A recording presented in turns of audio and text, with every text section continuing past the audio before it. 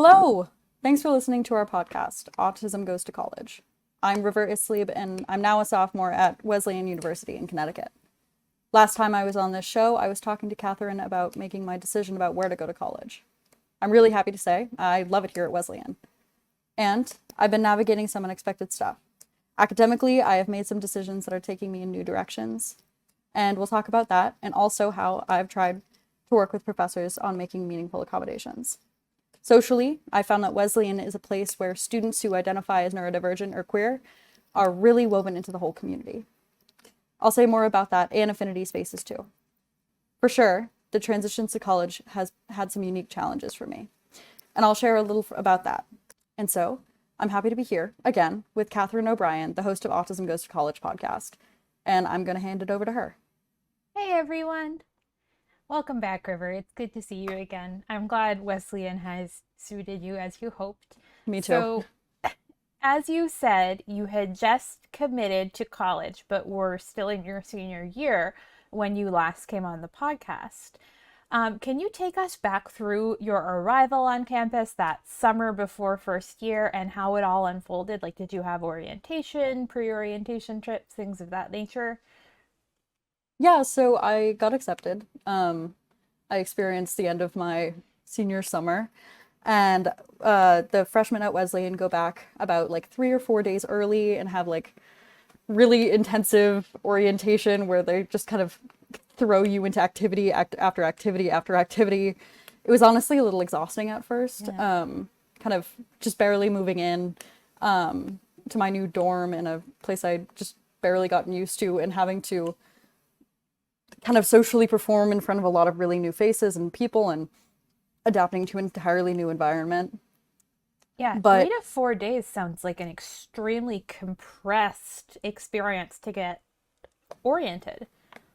yeah, it was a lot of like mass assemblies as well as like group activities. We were given like an orientation group with a bunch of other new students and like some returning students that worked for the university to kind of guide us. And we did a lot of like mandatory fun sort of activities. And I made some good friends in that experience, which I've kept. But it was really no joke as far as Mm. like exhausting. Yeah, and it probably put some cognitive demands on you in terms of both learning campus and perhaps masking. Yeah, I try really hard not to mask too much. Mm. It's something I strive to avoid in situations that are specifically social, because I find it I would rather have friends that kind of know who I am truly. But like the executive functioning part of it and like the demands of just like having to continuously be in front of people all the time and not having a lot of time to myself felt very unbalanced and made me a little exhausted before classes even started. And so it was kind of tough having to start off on like a on not as refreshed as I had been from the summer, but Understandable. Did you have any accommodations during orientation? Like, did you move into a single room, for example, or did you get support? yeah, so Wesleyan's nice in their kind of housing setup. I requested a single room and I was able to get a single room without too much issue. Oh, nice. And Hmm. my dorm this year as well, I have a single room, so it's not it wasn't that big of a deal on that sense. I didn't really have accommodations for the orientation. I spoke with the students who were running my group, who kind of like took attendance at everything and stuff, and I was like, hey, this is a lot for me. I might need to take some steps out, especially during assemblies that covered topics that were a little bit more close to home. Like we had some like we had an assembly on like sexual assault that I would have preferred not to attend. The students were really good about it, and the university didn't really seem to give mind too much. And so I was able to take breaks when I needed to. Yeah. Our version of that assembly at UC's actually has two versions. One is for the general student body, and the other is for anybody who identifies with the survivor experience. Neither of them is great, but back when Mm. there used to be only one, that was harder. So I hope that more universities will start making accommodations for trauma. Were you able to connect with like new friends? Were they successful in helping you develop a social network on campus, or did that not work out? I think it took more time than just like the 3 days. I made a couple connections during those times. Um, a lot of them felt very surface level and kind of like the people that you would have lunch with because nobody knew anyone. Um, the like true friendships like really developed, I would say, at the end of my first semester and into my second semester after I kind of like found my home in a lot of the student groups on campus as well as like clubs and activities, as well as like in classes and stuff.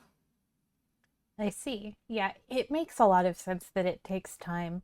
Um, what has the social scene at Wesleyan been like? I know it's a smaller school, without, say, like a classical sports and Greek life culture, but Hmm. how have you found it? Um, I personally really enjoy it here. It's a really unique community, I would say. A lot of the social life revolves a lot around like the things you do on campus and like hobbies and interests and you're like there's a there's a joke on campus that like it's weird if you only have one major. Most people have two or three and Hmm. have like a really weird diverse set of interests. Like one of my closest friends is studying music, environmental studies, and computer science. And so like kids have crazy interests and it makes me feel really safe and at home in that sense because people really care about the weird stuff that they're doing. Mhm. And I mean, as like an autistic person having special interests, it feels like you're not alone in that. Even if not everyone is autistic, they have the same level of care and passion for things that I have found that I have. Yeah. It also draws in a really neurodiverse community because of the open curriculum and because of the like care for what you do culture. There's a lot of commitment to the things that matter, like student groups and like community organizing. And so I found that people gravitate towards me because I do care about the things that I do, and I have found a really good community within that. Um, it tends to be a very politically active campus, a very artistic campus, and a very engaged campus. Our student populace like is very community oriented, and if you are part of a student group, the student group will kind of hold you and be really welcoming in that sense. And so it's been a really good home for me. That's great. Um, I was going to ask you if you had been able to connect with other neurodivergent or autistic students, and it sounds like that kind of happens organically, because Yeah, there are just luckily. passionate, interesting people around that suit your style of college studying. Hmm.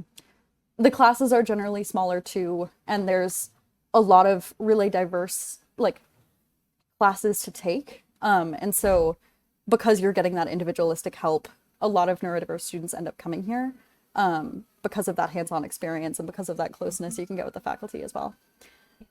You mentioned that it's a lot about the things you do, and you talked about academics, but I wonder about other activities because, there may be clubs or arts programs that are equally sources of, passionate creativity and hard work. Oh, absolutely. I think one of my favorite parts of campus, and I was really shocked and amazed when I came, is just the amount of like zines and student-run magazines and written, like tangible written media that is just circulating all the time. And that's really rare for campus communities because those publications take a ton of time and energy, and most students are so worried about their coursework that they don't throw that energy towards stuff outside of it. Yeah, it's I'm so rare in the internet age to get Yeah, people in the college age group working on physical media. it's really amazing. It's something I'm very happy to be a part of. I'm currently writing like a social critique piece for the fashion magazine on campus about sex positive culture on campus and like how it operates. And that's been a really awesome space. And I've been doing interviews for it, and people are really engaged and curious about the material. And and willing to have uncomfortable conversations. I'm also a member of a Greek society, ironically. We have a very small Greek life here on campus. It's pretty much entirely co-ed. The one that I'm a part of is the Alpha Delta Phi Literary Society at Wesleyan. We're not associated with the university, we're associated with Middletown. We do a lot of philanthropic work. We host a ton of events for the campus, which is something that I've been really involved in this semester, particularly hosting like community bands and stand-up shows and different, like, we've had some speakers come to campus as well. That's mostly how I get involved with on-campus life. And I've met so many really cool people working through that. It also has become a bit of a home for me. A lot of my friends are in the society. The house on campus is some place that I go to when I need to like calm down and like have a good space to hang out. And it's become kind of my safe haven for when I'm struggling to do socialization that's a little too overexerting. So when we spoke and you were about to enter college, you said your potential major was pre-medicines with a really focus on science. Have you stuck with that, and how have your classes been going? So I decided to change things up. Last year, I should say, classes were going decently. I was having a lot of trouble with exams though. And for the pre-medicine track, you have to plan way in advance to make sure you get all your credits done. So I was doing all of the things I was supposed to do. I was in bio, I was in chem. I was like checking all the boxes. The big lecture courses, even if it's only 80 students compared to like 200 from another university, I was not getting the support that I needed. Yeah. And unfortunately, the structure of those courses is often that there are only a handful of high stakes exams that comprise almost all of your grade, except for perhaps the lab section, which can be really rigorous. And a lot of the faculty view that as a way to prove yourself. And if you can't hack it, you should simply leave. I experienced some of that myself. Did you see that at Wesleyan still? I did see that at Wesleyan. I don't know that I think it's the nature of the inaccessibility of STEM as a field, which is actually what got me into the major I'm currently in. I finished all of my classes for last year. I got decent enough grades to be proud of them. But I was still like very frustrated with how inaccessible the exam format was, and how I communicated and how I could best show that I understood the content. And I felt very unwilling to change my way of communication and to fit into this box that it was requiring. So I continued on the track this year. I was originally in organic chemistry, a neuroscience course, and then a science and technology studies course, which is like, it was a theory-based course about science and technologies in society.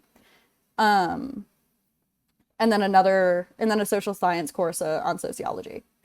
Oh, so that sounds like a good spread. I took organic chemistry in my second year. It certainly was quite rigorous. I did find the exams very difficult. How's that going? I dropped the course. Okay. So it hasn't changed. Yes. It's hard. It's hard. I neglected to mention I also was taking a studio design course on top of it. So above a full course load. Yes, I was taking above a full course load. I was kind of feeling out if I could do it. Because originally I wanted to be a studio art major, but I'm perfectly happy just taking the art classes and not doing that. Valid. So valid. But I was finding again and again, as much as I understood and like I felt very confident in the organic chemistry content, I was really good at the problem sets, at demonstrating my knowledge outside of the exam space. But as soon as I got myself into the exam space, the way that the questions were worded would trick me up. And it felt very unfair for how my brain worked. And after a lot of talking with my parents, my therapist, and my advisor, I realized that med school wasn't going to be for me. It's a lot of exam work. I am not fulfilled by that sort of exam work. And I was finding more and more that I was so drawn to my theory courses on sciences. and the more applicable science courses like my neuroscience class. And I'd rather spend my energy in those areas.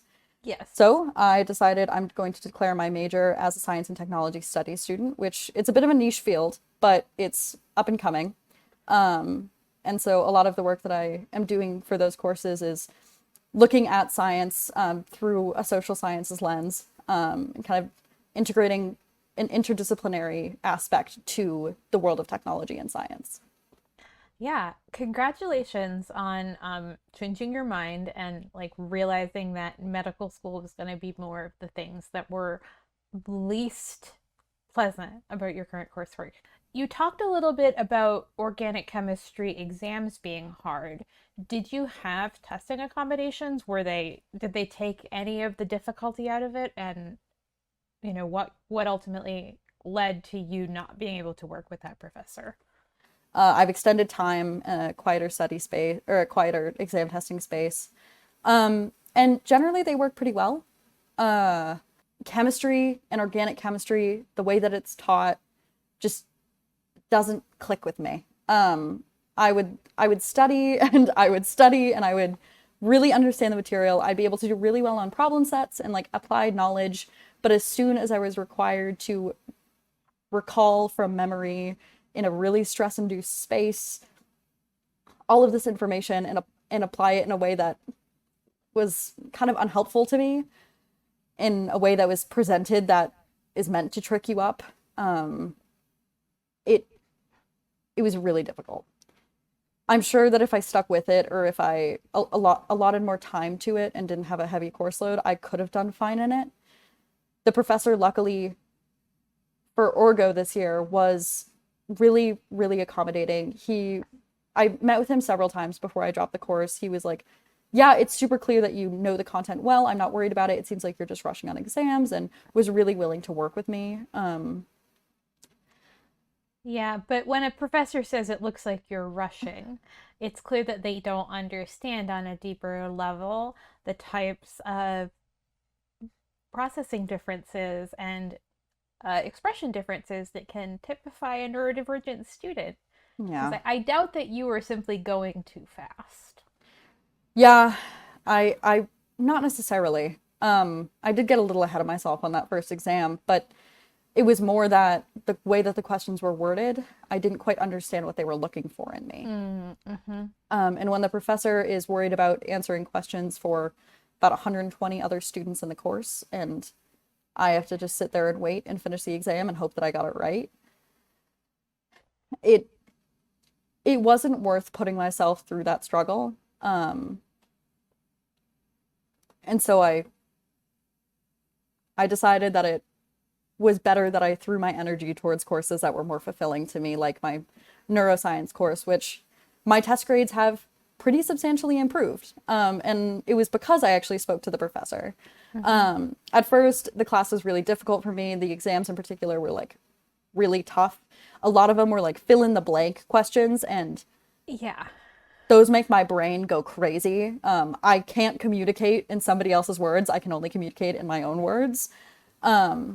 But the professor that taught the course is a professor that studies neurodevelopmental disorders, which is super helpful because I have one of those. They get it. They Yeah. understand on a deeper level. Okay. Yes, they do.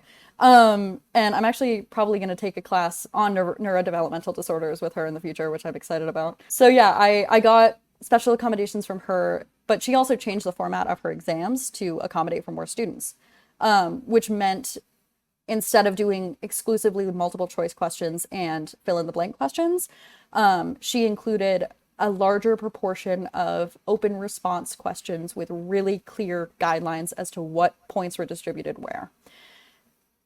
And my course grade went from a D+ to an A+, pretty swiftly after that.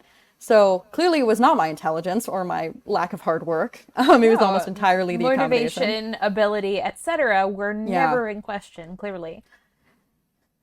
And so I'm really profoundly proud of that, and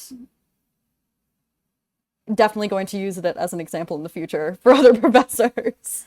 Yeah, and genuinely, it also sounds like your advocacy benefited all of the other students and students in future years who would benefit from an exam format that is a little more student friendly and accessible. I would say so. Congratulations. Thank you. So, you said you came in with some of the accommodations, like the testing accommodations from high school. Have you added on any accommodations since the college setting is somewhat unique with, the residential nature and hmm dining on campus, things like that? What's changed? Rather than asking for accommodation from the university, which can be really bureaucratic and political, I've been working to accommodate for myself, which is a lot harder in certain ways. Like being able to admit to yourself that you're not perfect and that you need to take a break sometimes, especially at Wesleyan's culture, which is pretty hardcore and commitment based, Mm-hmm. has been something that I've really been working on. There's a there's a tendency of mine to commit to a lot of things all at once and really force myself into a lot of draining tasks. Um, and so I've been doing better at deciding what is really important for me, where my energy is really worth spending, so that I have a more balanced schedule and I'm not constantly dying with being overworked and burnt out. Have most professors been like your neuroscience professor, receptive and willing to work with you? It's mixed. Um, the smaller the class, the more likely that I'm going to get that special attention. Last year for my intro bio and intro chem courses, I found that I just kind of had to work harder than most of my peers to do as well as them. And That's a shame. yeah, and unfortunately, a reality for a lot of students. Yeah, it's a very common experience. That doesn't make Yeah, it right, but you're not yeah, alone. yeah. I decided that that was not an experience I was willing to deal with. And so I'm now approaching sciences from a different angle than the traditional path, and I'm really enjoying it because I feel a lot more engaged in my courses. I'm able to study things from a different angle that a lot of modern STEM research doesn't really look at, and I'm getting that one-on-one attention that I was really hoping for. That's wonderful. So, what are some highs and lows of your university experience to date? I'm really happy that I get to like stretch all of my limbs in all of the areas that I'm really interested in. Um, the open curriculum at Wesleyan is really nice because like you can take whatever classes you want as long as you complete one major. And then there's no shortage of student groups on campus. Right now, I'm spending a lot of time and energy in a dance group, an audition-based dance group that does like jazz and contemporary, and I'm choreographing a piece for our upcoming recital. And that not only has that space been like so welcoming and homey, and I've made so many friends through it, but it's also been really creatively fulfilling to do something that to do an art form that is just like I don't have the chance to do in my studies, so I get to explore it as a hobby outside of it. Um, That's great. So, I noticed your passions, studies, and activities don't include affinity groups on campus. Did you try those out and how did you find them if you tried them? Were they not for you? yeah, some of the affinity groups on campus, because it's such a queer, neurodiverse populace, um, felt a little bit more like forced friendships and like identity-based interactions rather than really genuinely forming connections with people who have a similar identity to you. Mm-hmm. And so I found that it was a lot easier for me to seek for those connections outside of those spaces by just kind of trusting my intuition as to who seemed the most neurodiverse and queer and who I was connecting with the most. There are spaces on campus specifically for more marginalized groups with lower populaces, like Mm-hmm. FGLI students and POC students, specifically like queer POC students, have a really strong affinity space that throws a lot of events. And I fully support that those groups have those spaces because I think it's fortunate that queerness and neurodiversity is like pretty open-ended here on Yeah. campus. But for those spaces that, for those individuals who do need a space away from the whiteness of campus and the richness of campus. I'm really glad that those people have it. Have there been any particularly challenging moments other than the experiences of those big lectures? Like any sort of lessons learned the hard way? Yeah, I struggle a lot with my mental health, like most autistic people do. Mm-hmm. And managing that has been a rocky road throughout the past 2 years. When I came to campus, because it's in Connecticut, not in my original home state of Rhode Island, my original psychologist couldn't practice with me, continue to work with me in where my university was. So Yeah. I was kind of left adrift on my own. And I tried at first to kind of see if I could tough it out. But unfortunately, mental health conditions don't just disappear. No. And so I sought emotional help from my school's Department of Clinical Resources on campus for students with like therapeutic needs. And I was meeting bi-weekly with a therapist there, and it was going really, really well. But towards the middle of the semester, when I was dealing with a lot of major life changes with my major change and kind of the familial turbulence that came with no longer being a med student, I found that I need a lot more support. And so Mm-hmm. it's been on and off kind of managing my depressive symptoms and trying to find that support at the same time. Yeah, that's really tough. Do you have any advice for high school seniors that are looking at colleges this year and thinking about the application process now that you're on the other side of it? Yeah, it's it's a little harsh, Yeah. but it's just gonna suck, and it's just gonna suck a lot, and then it's gonna be over, and then it's gonna be okay. But it's just gonna suck for a while, and that it is what it is, and it's temporary, but you're not alone in the fact that it sucks.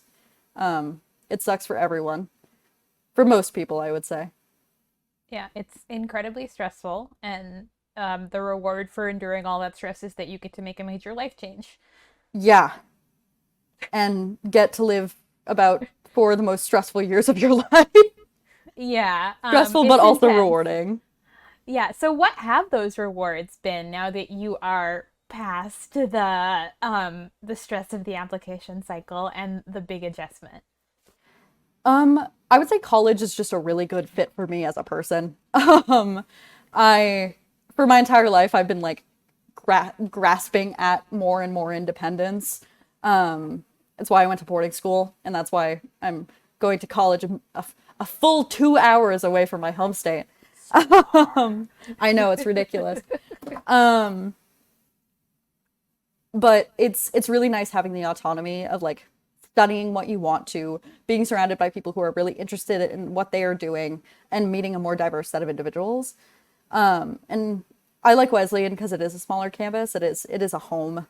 I get to walk around campus and bump into at least 4 different people that I know, just going from like the dining hall to my dorm.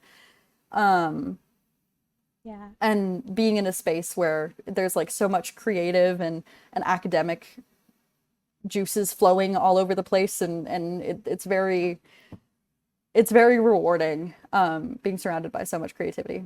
Yeah, and it's campus life is often set up to really support inquiry and growth. You know, there's so much that is a little bit easier from, having the dining hall so you're not constantly thinking about cooking to Hmm. having resources like the library and the student union post office within walking distance that I didn't appreciate until I didn't have them anymore.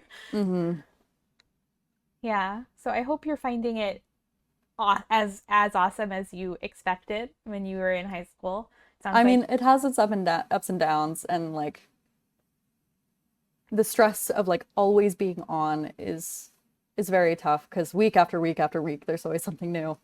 But I'm enjoying it nevertheless. yeah, and I'm so glad. Safe to say you probably wouldn't recommend taking an overload of classes, including really difficult ones, though, Yeah, even right? if you can do it, you shouldn't and don't need to. Yeah, well Yeah. said. Thank you so much, River. It's great to have you back and to see you flourishing, despite the fact that it hasn't been an easy road the entire time since you last joined us. I'm glad to be back. I've really enjoyed my experience, and I'm glad I can share it with more individuals on the spectrum.